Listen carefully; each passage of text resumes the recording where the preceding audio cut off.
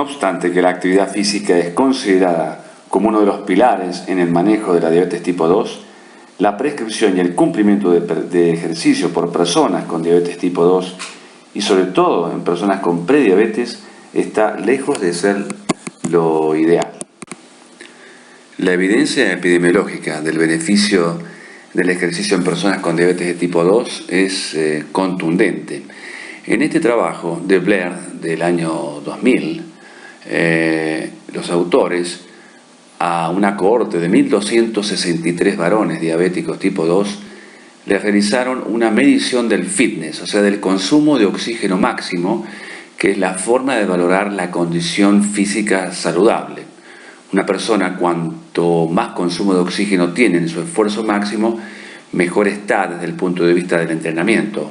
Calculen que los atletas de elite, ciclistas, llegan a tener 80 a 90 mililitros por kilo y por minuto de consumo de oxígeno, y un sujeto en insuficiencia cardíaca avanzada puede estar en el orden de los 10 mililitros por kilo por minuto.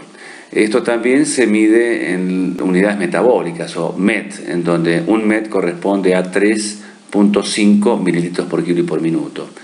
Una persona común puede llegar a tener un valor de consumo de oxígeno de 8 a 10 METs. Bueno, en este trabajo los autores midieron el consumo de oxígeno en esta cohorte y dividieron por tercilos. Y ustedes ven que la sobrevida fue mucho mayor en el tercilo superior del consumo de oxígeno versus el tercilo inferior, al punto tal de por cada MET de consumo de oxígeno que un sujeto diabético tenía, de aumento de fitness, de mayor fitness cardiorrespiratorio, esto se asoció con un 25% de menor riesgo de mortalidad por todas las causas en un análisis multivariado. Muchos pacientes y médicos también consideran de que el beneficio del ejercicio se mide en la respuesta que hubo en el descenso de peso. Varios trabajos han demostrado que la mirada que debemos tener del beneficio del ejercicio está muy por encima de esta simple evaluación, como lo muestra este estudio, en donde nos sugiere que los efectos beneficiosos del ejercicio deberíamos cambiar el foco de atención sobre el descenso de peso hacia otros marcadores de salud. En este trabajo, a un grupo de 60 obesos se los sometió a un entrenamiento durante 6 meses supervisado, garantizado de que el cumplimiento era hecho por el total de los sujetos, y se les indicó sugerencias nutricionales. Como ustedes pueden ver, la respuesta fue muy variada. En la derecha del dibujo vemos sujetos que no bajaron de peso, incluso subieron, y a la izquierda aquellos que probablemente adhirieron más a la dieta y lograron descensos de más de 14 kilos. Entonces, a estos dos grupos podríamos decir que unos eran los respondedores y otro el de los no respondedores. Pero los no respondedores fue en vano haber hecho esta actividad. Fíjense que el cumplimiento, porque este ejercicio fue supervisado durante 6 meses, 3 veces semanales, logró, aún no bajando el peso, bajándolo mínimamente, que la circunferencia de cintura se redujera en 3,5 centímetros más, que la presión arterial sistólica bajó 6 milímetros de mercurio y la diastólica 9, que el consumo de oxígeno aumentó 6.3 mililitros por kilo por minuto. Piensen de que son casi 2 METs, y lo que habíamos recién de que por cada MET había un 25% de menor mortalidad, y también hubo descensos en la frecuencia cardíaca en 5 latidos por minuto. Este trabajo y otros similares llevan a la consideración de numerosos autores como Blair, quien afirma que el fitness es más importante que el fatness. Para él, un gordo entrenado tiene menos riesgo para la salud que un flaco sedentario. Otro mito es considerar que con la edad disminuye drásticamente la sensibilidad a la insulina, o sea, aumenta la resistencia a la insulina. En esta gráfica ustedes pueden ver en la izquierda las columnas blancas de sujetos jóvenes y en negro de adultos mayores. Aquellos que son atletas, independientemente de la edad, tienen alta sensibilidad a la insulina, y esta declina en función del estado sedentario y sobre todo en sujetos obesos, ya sean jóvenes o adultos mayores. Lamentablemente, a la pandemia de obesidad también la acompaña una pandemia de sedentarismo. En esta publicación del Lancet del 2012, en oportunidad de las Olimpiadas en Londres, se evaluó lo que está en color, lo que está en blanco no tiene datos, que sobre todo, fíjense, Argentina, Paraguay, Brasil y otros países también de África y de Europa, tienen un sedentarismo que supera el 40 al 50% de la población. Arriba podemos ver en varones mayores de 15 años y abajo en mujeres también de 15 años. Estos datos coinciden con una evaluación que hicimos en el 2012 sobre una encuesta a 800 sujetos de 9 provincias argentinas de población en general, y encontramos también con el criterio de menos de 150 minutos de actividad física semanal que el 64% de la población argentina es considerada como sedentaria y que un tercio de ellos están a riesgo, según el interrogatorio de FINRISC, de padecer diabetes. Existen muchas bases moleculares que explican el beneficio del ejercicio en el metabolismo de la glucosa. Una de ellas es mostrada en esta lámina de Julien Sierrat del año 2002, en donde ya se conoció que la contracción muscular a través del consumo energético provoca un descenso del ATP intracelular y un aumento de la AMP. Este AMP aumentado lleva a la activación de una enzima que vemos ahí, se llama AMPK o AMP quinasa. Esta AMP quinasa tendría efectos inmediatos que son independientes de la insulina, específicamente en la translocación de los glucotransportadores GLUT4 a la membrana celular de la célula muscular estriada con el acceso de glucosa independientemente de la acción de la insulina. Este es un efecto inmediato de la acción del ejercicio por esta vía de la AMPK. También la AMPK participa en el aumento de la transcripción de genes que estimulan la síntesis de proteínas de RNA mensajero que produce GLUT4 precisamente, y también en la síntesis de proteínas que participan en las cascadas de acción de la insulina, como el complejo fosfatidil-inositol 3 quinasa. Si miramos otra fuente energética que se aporta al músculo, los ácidos grasos libres penetran la membrana celular en forma directa sin necesidad de transportadores, como sí lo necesita la glucosa. Los ácidos grasos libres pueden entrar a la mitocondria, facilitado por la acción de la carnitina palmitoiltransferasa.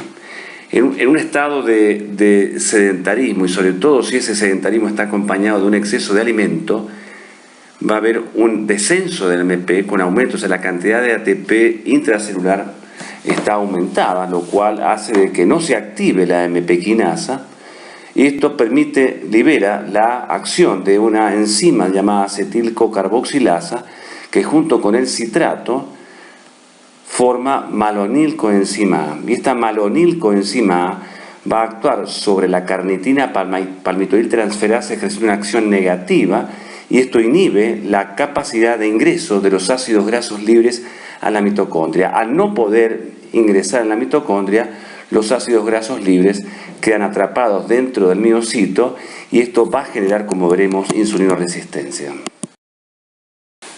Por el contrario, si Homero decide realizar actividad física, esto va a generar un consumo del ATP, activación de AMP, o sea, aumento de AMP y activación de AMP quinasa. Esto inhibe entonces a la acetilcocarboxilasa sin la formación de malonilcoenzima A, permite la acción de la carnitina palmitoiltransferasa y esos ácidos grasos libres entran entonces a la mitocondria para ser oxidados y son consumidos y reducidos esa grasa intramiocelular.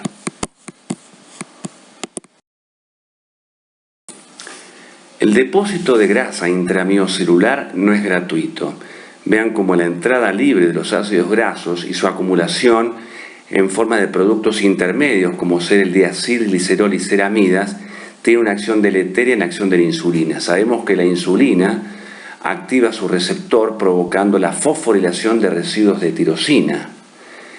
La presencia de estos productos intermedios grasos van a activar a una proteína quinasa C específica que va a generar una fosforilación no en residuos de tirosina, sino en residuos de serina y treonina en la autofosforilación del receptor de insulina y en la cascada subsiguiente, lo cual hace de que se reduzca la formación de fosfatidil-inositol 3 quinasa, elemento clave para la señalización de la translocación de los GLUT4. Entonces, esta fosforilación de serina-treonina reduce la presencia y la translocación de GLUT4 en la membrana celular. Además de estos efectos metabólicos directos, el ejercicio muestra otros beneficios. La obesidad y el estado sedentario es considerado como una condición que genera una inflamación de bajo grado sistémica y que crónicamente hay un incremento en los niveles de interleuquina 6, factor de necrosis tumoral alfa, interleuquina 1 beta, sobre todo liberados a partir de macrófagos del tejido adiposo. Esta condición crónica y sostenida lleva al incremento del riesgo de insulinoresistencia y al desarrollo de diabetes tipo 2. Por el contrario, la actividad física regular genera que el músculo es un órgano capaz de secretar llamadas miocitoquinas. Una importante es también la interleuquina 6, pero en este caso no liberada por el macrófago, sino por el músculo estriado en forma aguda y no en forma sostenida y crónica como lo hace el macrófago. Y esta interleuquina 6 lleva al estímulo de un aumento de la interleuquina 10, conocida interleuquina antiinflamatorio, y a la presencia de los llamados agonistas del receptor de interleuquina 1. Estos agonistas en realidad son antiinflamatorios, inhiben la acción de la interleuquina 1 y también esta interleuquina 6 en forma episódica es capaz de aumentar receptores solubles del factor de necrosis tumoral, como que atrapan al factor de necrosis tumoral y reduce la inflamación sistémica. También la actividad física regular se ve que reduce la grasa visceral, la expresión de los llamados Toll-like receptor, aumentan el cortisol y adrenalina en forma aguda, lo cual ejercen efectos también reducen los efectos proinflamatorios de citoquinas que producen inflamación, y todo eso reduce la inflamación sistémica y esto conlleva una reducción de la resistencia a la insulina y del desarrollo, por ejemplo, de diabetes tipo 2. Esta lámina del Circulation del 2014 nos muestra todas las bondades del ejercicio aeróbico crónico. Por mencionar algunas y yendo en el sentido horario, la mejora del humor y de la función cognitiva, disminución del estrés, protección contra la aterosclerosis, mejora de la función cardíaca, menor incidencia de cáncer de mama y de colon, mejoría del perfil de lípidos. Es la mejor estrategia terapéutica para el paciente con claudicación intermitente. Siguiendo a la izquierda, la prevención de sarcopenia, la prevención de hipertensión, el efecto beneficioso sobre la diabetes, la limitación de la obesidad y el temor al desarrollo de Alzheimer se ve demorado, y también la enfermedad de Parkinson es beneficiada por la acción del ejercicio crónico. Pero también se ha visto que no solo el ejercicio aeróbico, llamado endurance training, es capaz de ejercer efectos metabólicos positivos. También los ejercicios de fuerza lo han demostrado, tal vez por vías metabólicas distintas. Precisamente este trabajo, publicado en Annals del 2007, evaluó en diabéticos los efectos del ejercicio aeróbico, los ejercicios de resistencia o de fuerza, o ambos sobre el control glucémico. Se evaluaron 4 grupos. A uno de ellos, durante 6 meses, se les hizo ejercicios combinados de fuerza y aeróbicos, a otros solamente aeróbicos, a otros solamente de fuerza, y hubo un grupo control. Como ustedes ven en los números, los efectos beneficiosos en la hemoglobina glucosilada, manteniendo las otras variables sin modificar, se vieron para los ejercicios de resistencia o fuerza, en reducción de la hemoglobina glicosilada de 7,48 a 7,18 a los 6 meses, en el ejercicio aeróbico fue un poco más marcado, de 7.41 bajó a 6.98, y lo mejor se vio en la combinación de ejercicios. De 7.46 se redujo a 6.56% de hemoglobina glucosilada. También se han explorado otras modalidades de actividad física, como esta llamada High Intensive Interval Training, en donde las personas, sujetos, incluidos pacientes diabéticos, está demostrado en ellos, hacer ejercicios intervalados. Por ejemplo, bicicleta fija, 1 minuto al máximo esfuerzo, descansar 1 minuto y así repetirlo 10 veces estos ciclos. Esta modalidad, por ejemplo, la de 10 veces hacer 1 minuto y descansar 1 minuto, mostró el mismo impacto en cuanto a la activación de MPK, de otro mediador llamado PGC1-alfa, en igual magnitud que, por ejemplo, 1 hora de ejercicio aeróbico. Todo muy bien. Hay evidencia contundente, pero ¿cuál es la realidad? Hace unos años, en un congreso argentino de diabetes, a 937 médicos asistentes al mismo, se les preguntó sobre la frecuencia con que hacían una prescripción sistemática de ejercicio, y reconocieron hacerlo solo el 39% de ellos. Los médicos que no prescribían esgrimieron varias razones, pero analizando cuál era el factor que se asociaba más frecuente al médico prescriptor, era precisamente que el médico prescriptor hacía actividad física. Esto ha sido extensamente observado también en otros lugares, y en este trabajo americano se dice que los médicos que hacen ejercicio es más probable que aconsejen a sus pacientes a hacer ejercicio que los médicos que no lo hacen, con una probabilidad de hacerlo 6 veces mayor. Pero hay otras razones que nos atañen a todos los profesionales de la salud. Esto es la falta de tiempo del médico para indicarlo. Muchos médicos desconocen y no tienen experiencia en este tema. Muchas veces hay prejuicio, muchas veces fundado, del desinterés del paciente y su no adherencia. No reconocer los ejercicios de fuerza como beneficiosos. Casi todos los médicos de esta encuesta que aconsejaban el ejercicio lo hacían en forma verbal.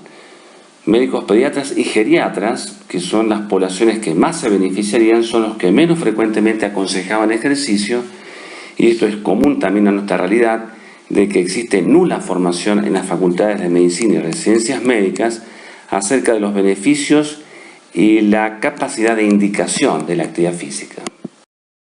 Cuando prescribimos ejercicios debemos reconocer que el éxito no está siempre de nuestro lado.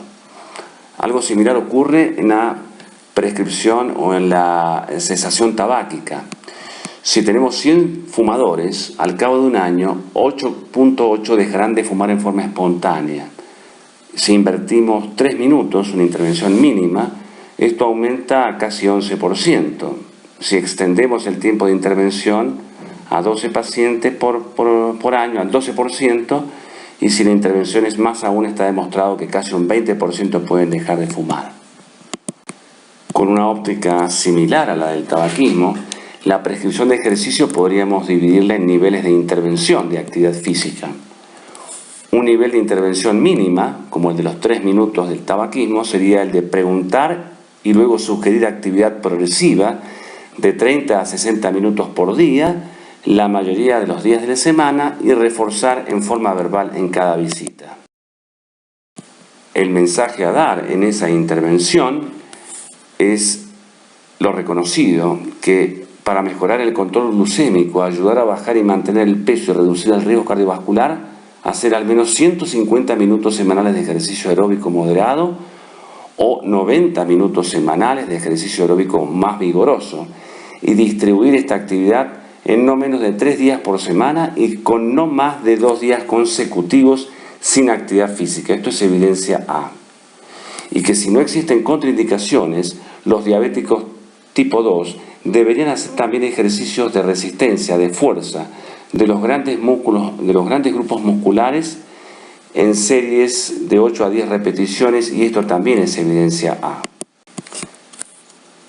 Si nuestra posibilidad de intervención es mayor, podríamos pasar a una intervención intermedia, en donde no solo el consejo verbal, sino la prescripción escrita con ejercicios aeróbicos y de resistencia ha demostrado tener mejoría en la adherencia. Una nota dirigida al profesor de educación física, un acompañamiento de folletería y alguna estrategia para evaluar la adherencia en visitas futuras. Este es un ejemplo de prescripción escrita en donde enviamos una carta al profesor de educación física presentando al paciente las características del mismo, la capacidad física y de salud, de que no existen contraindicaciones para la actividad que proponemos. En un párrafo siguiente describir lo mismo que verbalmente se le decía respecto a la actividad aeróbica y los ejercicios de resistencia, y establecer un vínculo lo más estrecho posible con el profesor de educación física, tratando de tener un feedback respecto a la evolución del paciente. Una folletería simpática y amable como es la pirámide del ejercicio, en donde la recomendación de todos los días sacar al perro, subir por la escalera, hacer actividades de jardín, dejar el auto lejos, 3 a 5 veces por semana los ejercicios aeróbicos, 2 a 3 veces por semana ejercicios ya de fuerza, máquinas de gimnasio, y en la punta para hacer el menor tiempo posible todas aquellas actividades sedentarias, sobre todo frente a pantallas. Estas intervenciones pueden resultar efectivas, pero sin lugar a dudas de que la intervención ideal es aquella que involucra a varias personas, un trabajo interdisciplinario, institucional, en donde participen nutricionistas, profesores de educación física, enfermeros, la posibilidad física de hacer reuniones grupales, también que los pacientes puedan acceder a la consulta en forma frecuente, de hacer frecuentes llamados telefónicos, tener herramientas para evaluar la adherencia y calidad de vida, evaluación directa o indirecta de cambios en el fitness cardiorrespiratorio, o sea, medir el consumo de oxígeno y los cambios que se van produciendo a medida que participa de un programa de actividad física. Reuniones grupales con nutricionistas, con profesores de educación física, son sin duda elementos positivos que ayudan a la adherencia al ejercicio. El gol estándar en la medición del consumo de oxígeno es la medición directa de los gases expirados, pero esto es un procedimiento que tiene su costo y que lleva tiempo. Se pueden hacer pruebas para estimar el consumo de oxígeno. Nosotros usamos una que se llama Step Test, que hemos validado en diabéticos tipo 2 y que consiste en subir y bajar la mayor cantidad de veces un escalón de 20 centímetros en este caso, y se realiza una pequeña fórmula que es la frecuencia de veces que subió y bajó por 0.2, que es una constante, nuevamente la frecuencia por la altura del escalón en metros, 0.20 en este caso, por 2 constantes, y eso se le suma un MET, que es el consumo de oxígeno en reposo. O sea, F es frecuencia de subida y bajada en un minuto, HT altura del escalón en metros, y el resting VO2 es un MET. Ejemplo, este varón de 64 años subió y bajó el escalón de 20 centímetros 40 veces en un minuto. Hacemos la fórmula, 40 por 0,2, 40 por 0,2 por las constantes más 3.5, y nos da 30.6 mililitros por kilo y por minuto, lo cual equivale a 8 METs. Con esta evaluación que hace el profesor de educación física, él puede ubicar al paciente en un sujeto con pobre, regular, promedio, bueno, excelente consumo de oxígeno, y de esa manera planificar la actividad física. En este caso, nuestro paciente cae en un valor promedio de fitness cardiorrespiratorio. Con esta información, el profesor de educación física hace la planificación del entrenamiento, que incluye, por supuesto, una entrada en calor y una vuelta a la calma al fin de la sesión, y la incorporación tanto de ejercicios de fuerza, simples, muy simples, y ejercicios aeróbicos que el paciente puede realizar en su casa. Otra consigna que usamos es la de que el paciente adquiera un cuentapasos o la utilización de las aplicaciones de los smartphones para poder utilizarlos, y la consigna de que camine más de 10.000 pasos por día. Es una propuesta muy conocida y que nosotros hemos visto, sobre todo con los cuentapasos, bastante adherencia y se lo mostramos como si fuese un glucómetro, en este caso el podómetro, también es un elemento que controlamos en las visitas. El ejercicio sin duda es útil en diabetes y es bien conocido que es la mejor estrategia en prediabetes, como lo demostró junto a dieta el Diabetes Prevention Program. El seguimiento de este programa, que fue realizado en los años 90, ya lleva más de 15 años de seguimiento, y todavía se muestra que el estilo de vida es la mejor estrategia para mantener al sujeto libre de diabetes.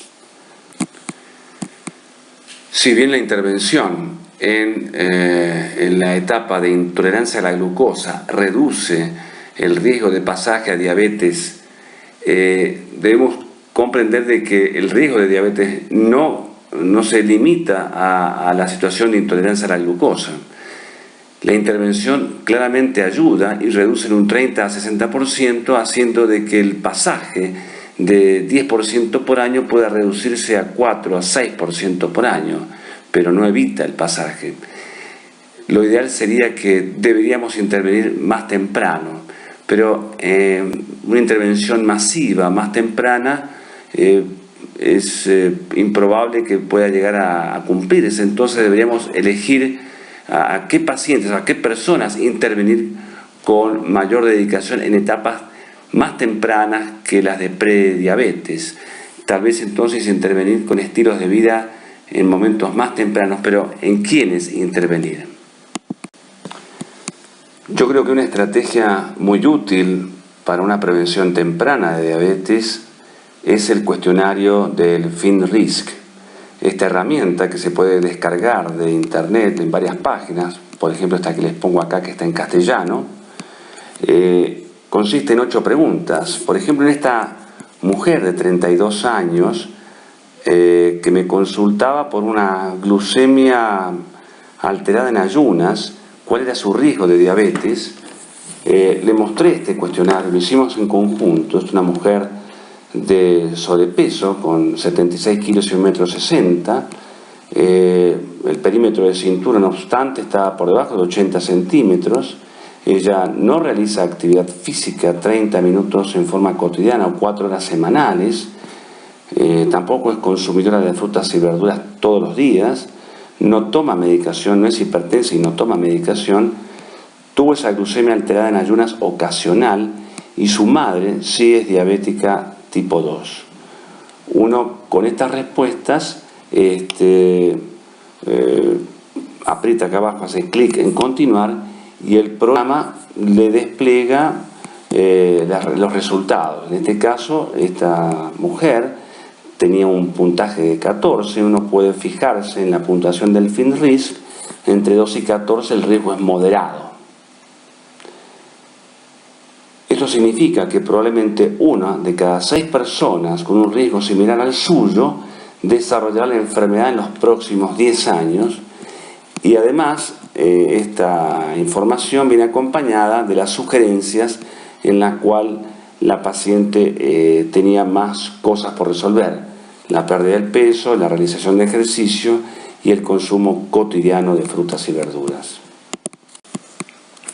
Para finalizar, y a modo de resumen, podremos decir que el sedentarismo es un estado inflamatorio crónico, que más del 60% de los argentinos son sedentarios, que cada un mes de fitness cardiorrespiratorio disminuye un 25% la mortalidad, que la insulinoresistencia aumenta con el peso y con el sedentarismo, no con la edad, que el fitness es mejor que el fatness, que el ejercicio aumenta el ingreso de glucosa al músculo en forma independiente de la insulina por acción, entre otras cosas, de la AMPK, que el aumento de la síntesis de mediadores de la acción insulínica y de GLUT4 es aumentado por el ejercicio, que el ejercicio aumenta el número y función mitocondrial a través de otros mediadores como el PGC1-alfa y reduce la grasa ectópica, que existen miocitoquinas, interleuquina 6, efectos diferentes según fuente y condición.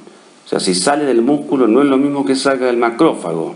del músculo sale en forma episódica con cada episodio de actividad física, a diferencia del macrófago, donde sale en forma crónica. Es distinto el efecto de estas dos fuentes de interleuquina 6. Que existen beneficios múltiples del ejercicio endurance. El ejercicio es realmente la verdadera polipil. Que existen efectos sinérgicos de los ejercicios de resistencia, o sea, de fuerza, junto con los ejercicios aeróbicos. Que existen modalidades, como les mostré, el High Intensive Interval Training, que es mejor la prescripción escrita que el consejo oral. Que debemos educar a pacientes, pero también a los alumnos en nuestras facultades y a los profesionales de la salud. Que nosotros como médicos debemos hacer mucho ejercicio físico por nosotros mismos y por nuestros pacientes. Que hay distintos niveles de intervención, pero al menos hagamos el mínimo. Mejor un intermedio e ideal sería trabajar en forma interdisciplinaria como les mostré. La intervención con estilos de vida, ejercicio particularmente, es capaz de demorar en un 30 al 60% de los prediabéticos la conversión a diabetes, pero aún actuando en esta situación, el desarrollo de diabetes sigue siendo frecuente. Necesitamos actuar antes, probablemente el mayor impacto actuando más temprano en estilos de vida, aplicando herramientas como el FinRisk, sean útiles para reducir esta pandemia de sedentarismo, de obesidad y de diabetes. Muchas gracias.